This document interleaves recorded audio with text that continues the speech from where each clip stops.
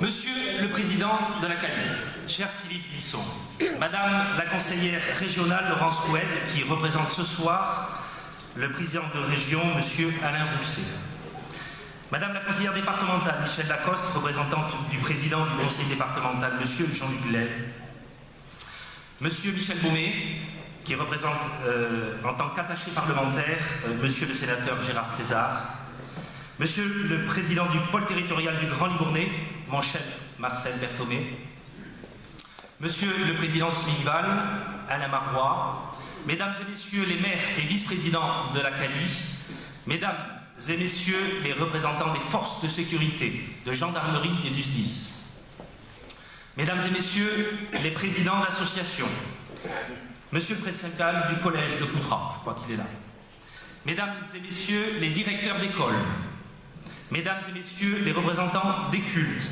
Mesdames et Messieurs les journalistes, mes chers collègues élus municipaux, Mesdemoiselles et Messieurs les membres du conseil municipal des jeunes, mes chères Coutrillonnes, mes chers Coutrillons, mes chers amis, je suis très heureux de vous voir et de voir votre présence ce soir. Quelle joie de vous voir ici, tous réunis et aussi nombreux. Comme chaque début d'année, je suis heureux de vous retrouver pour cette cérémonie traditionnelle des vœux. Nous entrons dans une nouvelle année qui sera jalonnée de 2 scrutins majeurs pour le pays, l'élection présidentielle et les élections législatives. En 2016, nous avons tous assisté avec plus ou moins de surprise à de grands bouleversements politiques en Europe et aux États-Unis. La parole sur les réseaux sociaux se libère et trouve un écho grandissant. Le doute s'installe dans les sondages. Bien avisé sera celui qui pourra donner un pronostic pour 2017. Mais mes chers amis, ce soir, comme j'ai l'habitude de le dire en citant Félix-Antoine Savard, j'ai mieux à faire que de m'inquiéter de l'avenir, j'ai à le préparer, nous avons à le préparer. Je veux rappeler aujourd'hui l'exigence de notre engagement à l'heure où une première moitié de mandat s'achève. Vous venez de voir la vidéo, les actions phares que nous avons mises en œuvre en 2017 et une partie de ce que nous projetons pour 2017. J'en profite pour vous annoncer que la Web TV est désormais opérationnelle. Dès lundi, vous pourrez retrouver l'ensemble des vidéos sur nos réseaux sociaux et notre chaîne YouTube. Depuis 2014, je crois pouvoir dire que nous avons opéré une véritable reconquête des espaces de la ville. Ces quartiers et ces aires où les dépôts d'ordures défiguraient le paysage. Mon cher Toulouse, Michel, avec notre police municipale de qualité et de proximité, les services qui manquaient, que nous avons réinstallés, ma chère et mes chers collègues, Véronique Di Corrado, Odile Bonotti, Philippe Eftre, je pense à la permanence du Pôle emploi, je pense à la mutuelle municipale, le Citystal et l'école municipale des sports, le triathlon aussi. L'accessibilité des chaussées et des services municipaux, mon cher Roger Ramos, mon cher Jean-Charles Sipissul. La modernisation des moyens des écoles avec l'arrivée des premiers tableaux numériques. Je veux saluer notre collègue Sandra Bourdeau. Comment ne pas mentionner le succès aussi de nos manifestations, les fêtes de Coutras, les fêtes de Noël. Merci à Sylvie Boissel. Le succès aussi du marché, mon cher Damien Platel, et l'arrivée de nouveaux commerces, que je vais d'ailleurs voir régulièrement. Un mouvement de fond s'est amorcé et notre ville se réveille. Elle emprunte, à nouveau, presque comme à son âge d'or, un chemin rempli de vie, d'entrepreneuriat, de solidarité et qui embrasse l'avenir.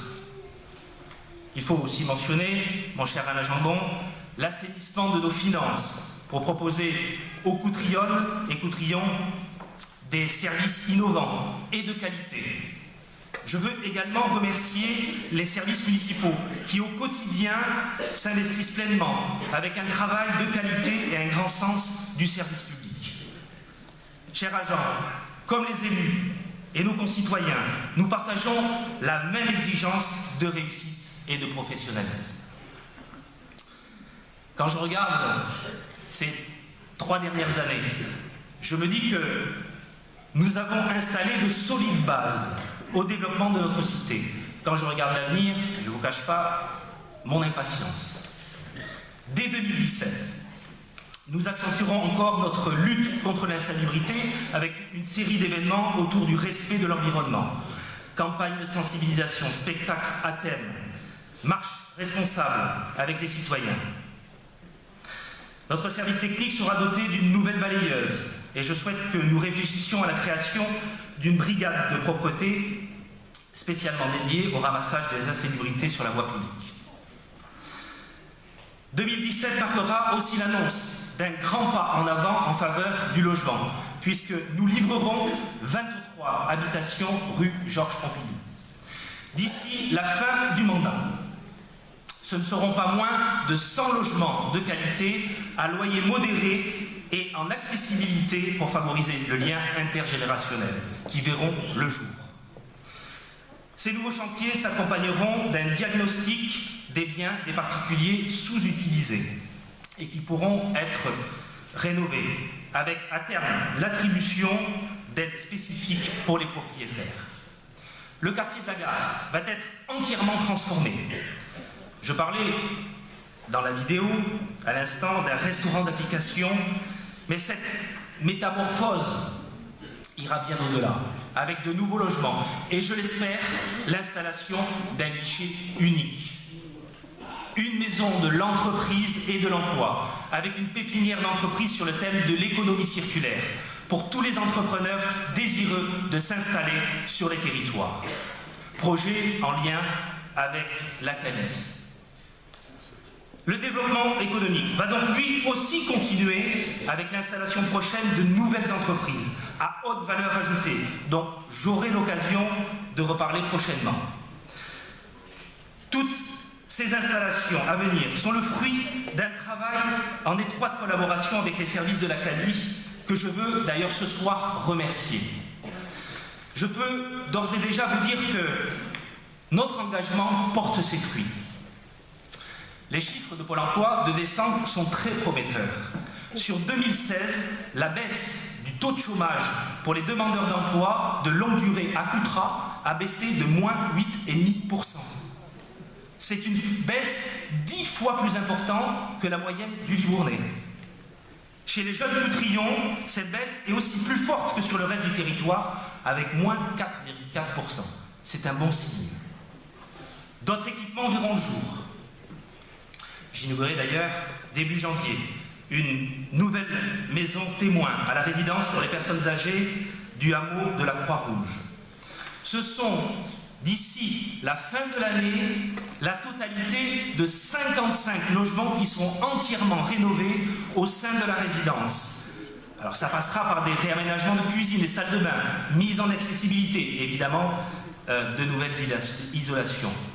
Notre partenaire, Logévie, y investit 3,2 millions d'euros. J'ai parlé aussi, dans la vidéo, du centre de santé qui sera opérationnel dès la rentrée 2017. Après les difficultés dans les hôpitaux, en plein pic d'épidémie de grippe, la pénurie des médecins généralistes sur l'ensemble du pays, même dans les grandes villes, je ne vous cache pas que je ne suis pas mécontent, pour tout vous dire, que Coutras accueille 4 médecins généralistes. Vous le savez, je veux que Coutras retrouve ses lettres de noblesse. Cela passe par la valorisation de son patrimoine et de son histoire. Vous avez déjà pu vous réapproprier le site d'Énove.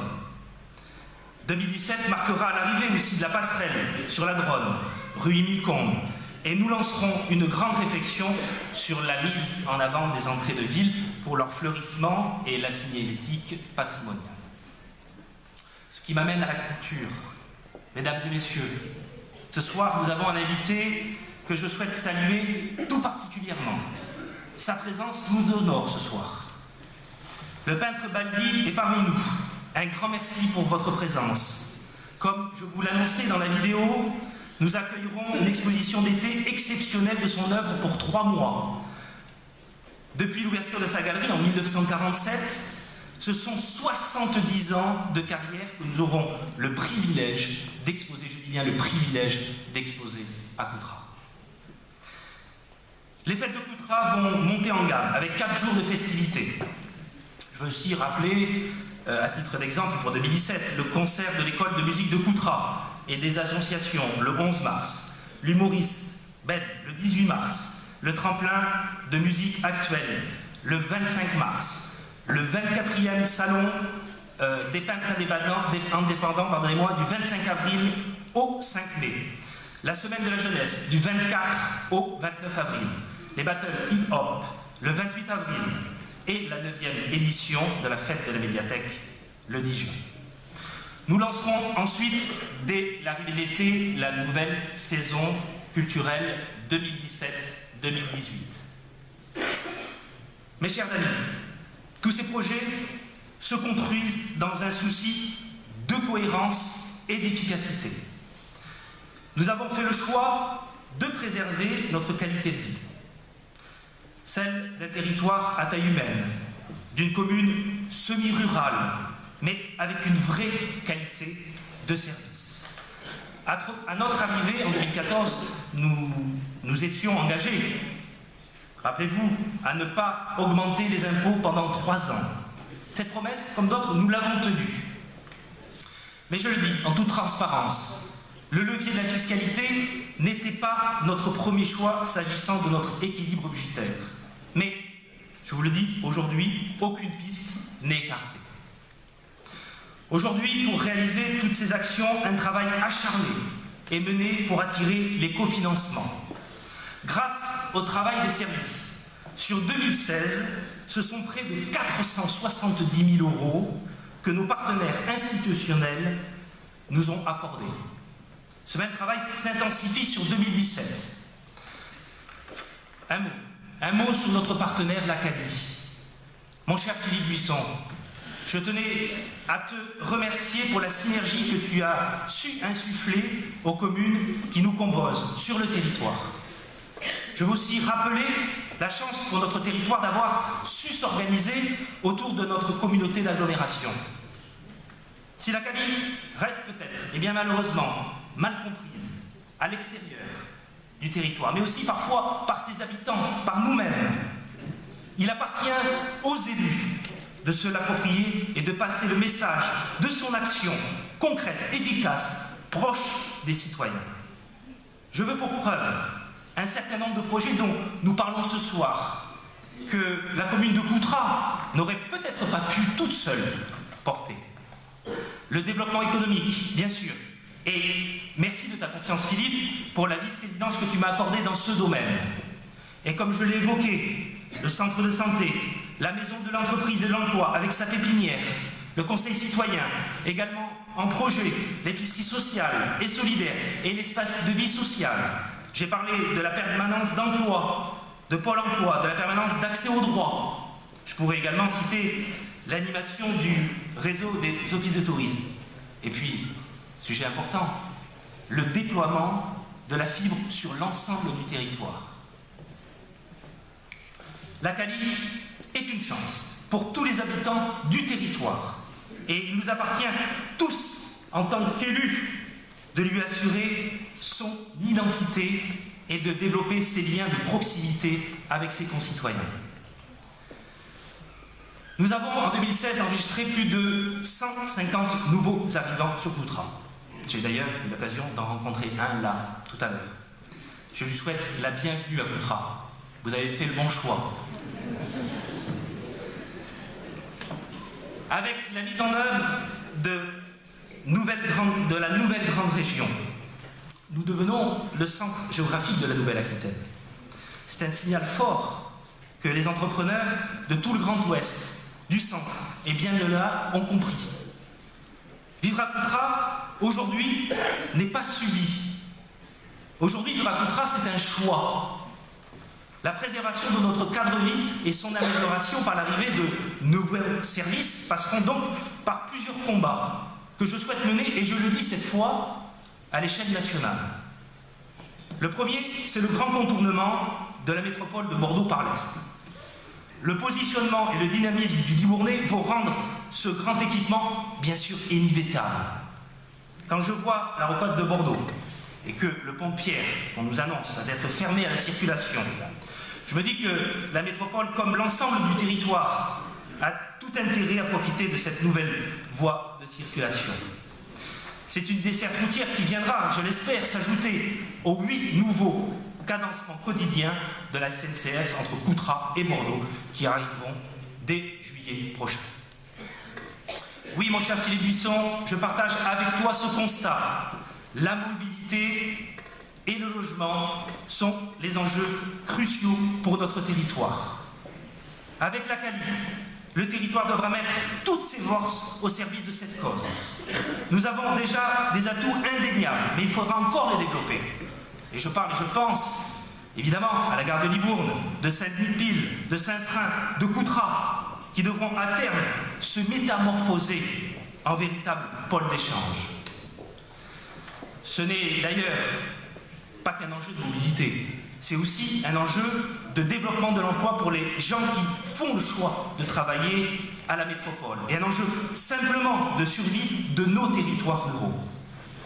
Notre population qui s'accroît, les nouvelles entreprises qui s'installent, je crois que le moment est arrivé pour les Coutradais d'accueillir des équipements structurants pour son développement et le bien-être de ses habitants. Alors, en ce début d'année, j'émets un souhait, un vœu. Celui que Coutras accueille un jour peut-être un lycée qui viendrait désengorger Libourne et rééquilibrer la carte de l'enseignement secondaire sur ce nouveau centre de la nouvelle Grande Aquitaine. En dehors des établissements de Libourne, Coutras reste à plus de 3/4 d'heure de route des lycées de Périgueux, Bergerac, Ribérac, Montendre, Jonzac et du futur établissement annoncé à Sadirac. Je saisis ce jour par courrier Monsieur le Président de la région Alain Rousset sur cette question. Ici aussi, je sais pouvoir compter sur la force de la Cali pour être un interlocuteur privilégié de poids au niveau régional sur ce sujet, comme sur d'autres d'ailleurs. Enfin, mes chers amis, chers collègues, tous ces combats et ces beaux projets, nous les mènerons tous ensemble, avec l'ensemble des acteurs de la société civile. Je continuerai d'associer toutes les forces vives de la ville à notre politique pour que la démocratie locale puisse continuer même en l'absence de scrutins locaux. Une ville, ce ne sont pas des élus dans leur tour d'ivoire. La vie de la cité, la chose publique, ce sont l'affaire de tous. Tous les projets, les débats, il faut que chacun puisse s'en emparer. J'ai voulu pour cela mettre en place un conseil économique, social et environnemental Coutrillon, composé d'une vingtaine de personnes qualifiées pour leur expérience dans le monde associatif, dans la vie commerçante, des questions sociales, environnementales. Il sera chargé de proposer au conseil municipal des rapports sur les questions qui lui seront confiées. Voilà la preuve d'une véritable démocratie horizontale. La vie de notre cité est l'affaire de tous. Elle nous impose une implication individuelle de chaque instant. Le service public n'est pas un bien de consommation. C'est notre socle commun à tous, ce qui forge le dépassement de soi, de sa petite personne. Cela nous rassemble, indépendamment de nos opinions, de nos difficultés, de nos besoins, autour d'une cause, une seule et même cause, l'intérêt général.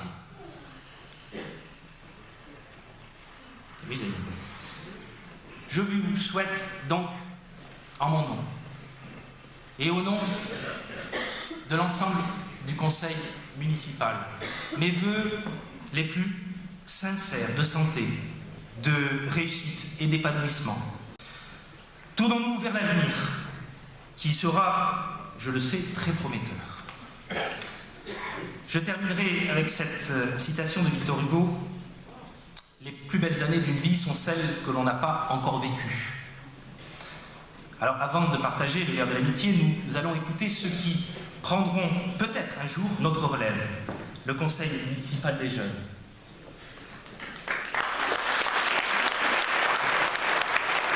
Lara et Loïc vont dans un instant prendre la parole. Madame Di Corrado, adjointe au sport, et Madame Boissel, adjointe à la culture, récompenseront ensuite les associations coutrillonnes qui se sont illustrées au niveau national et international en 2016. À toutes et à tous, meilleurs vœux pour cette année 2017. Merci aussi beaucoup pour votre venue. Bonne année. Vive Coutras, vive la République, vive la France.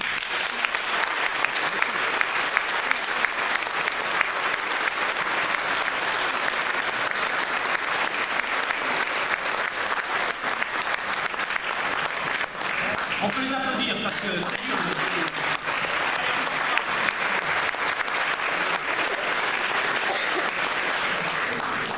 Bonsoir, je m'appelle Loïc, je suis en 6e au collège Jeanne d'Arc. Et à côté de moi, c'est Clara, en CM2 à l'école Henri Sauguet. Nous sommes tous les deux élus au conseil municipal des jeunes pour 2 ans. Nous avons participé à notre première réunion mercredi 18 janvier. En présence de Monsieur le maire, d'adjoints et d'un représentant de la maison des associations. Au conseil municipal des jeunes, nous sommes 28 enfants qui avons envie d'améliorer la vie à Coutras, comme le font les adultes. Et c'est pour cela que nous avons réalisé plusieurs projets l'année dernière et que nous avons plein d'idées pour cette année.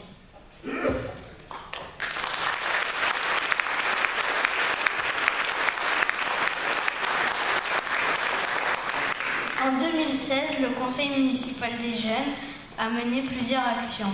L'installation des jeux au Square Malraux, inaugurée en février, la plantation chaque année de 100 nouveaux arbres avec l'aide du service technique de la ville, le revêtement de la cour de l'école Henri Sauguet pour pouvoir accueillir un atelier de sécurité routière et l'installation dans toutes les écoles d'une boîte aux lettres pour les enfants. Après tout ça, en 2017, nous aimerons créer une salle de jeu d'arcade éphémère pendant les vacances scolaires et en profiter pour organiser un tournoi de jeux vidéo. Et puis nous voudrions aussi organiser un festival de livres de la jeunesse. Merci pour votre écoute et bonne soirée.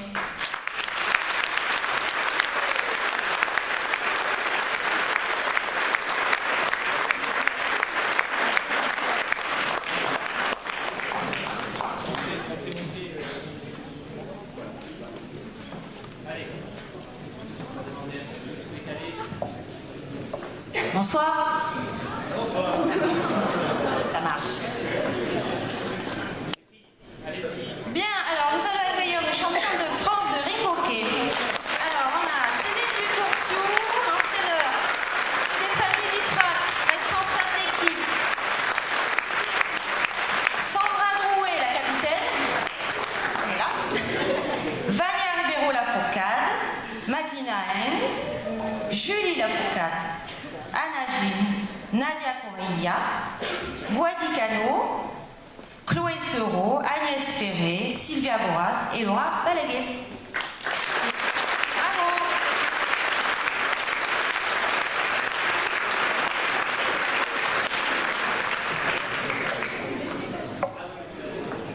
Alors on va attendre un petit peu.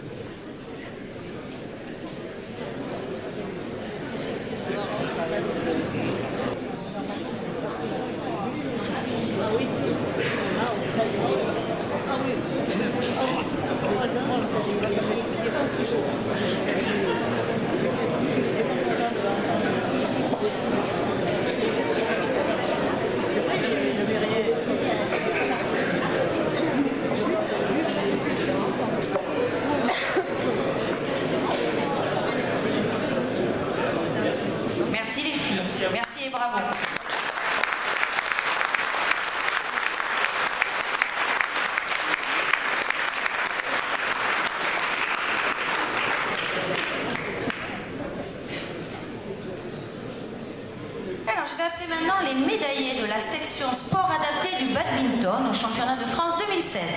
Alors, Pascal Marmin, médaillé d'or en vétéran.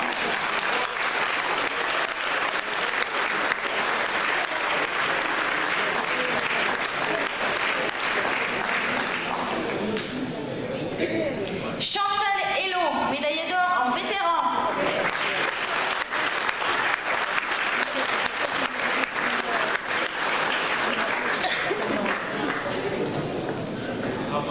Fabien Lopez, médaillé d'or en jeune.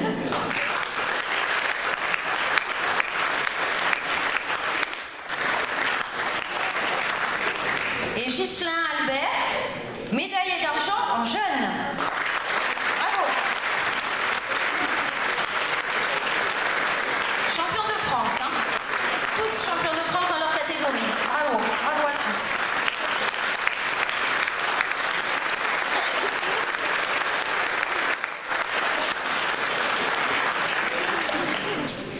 Et nous allons finir par le disque golf. Est-ce que le disque golf est ici? Ah, Gilbert, je t'avais pas vu. Alors, Kimberley Carniel, première féminine du Sud-Ouest Tour, première féminine du National Tour et championne de France du disque golf.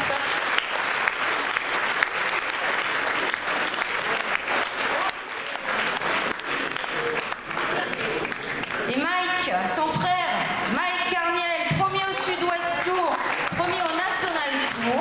Il a représenté la France en équipe en Finlande et est champion de France aussi du disque golf. Bravo, la famille Carniel. Bravo Gilbert. Bien, bon Gilbert. Voilà le papa qui est très très fier de ses enfants.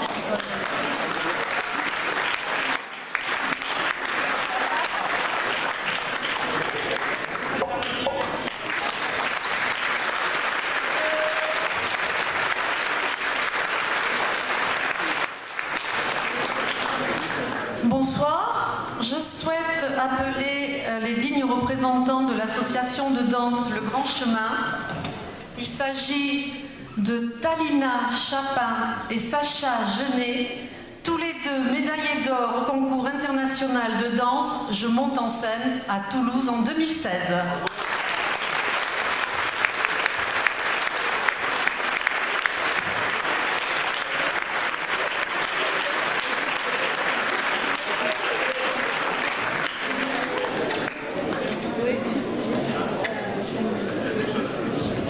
Je remercie donc Koutra de nous aider.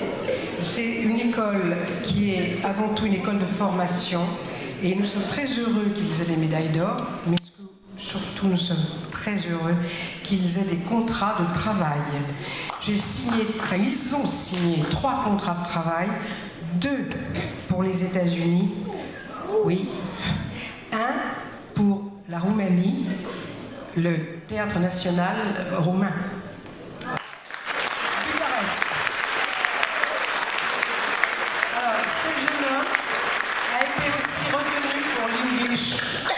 C'est une école de renommée internationale, puisque c'est l'Angleterre, évidemment. J'en ai 2 comme ça. Et la suite, nous verrons. Excusez-moi.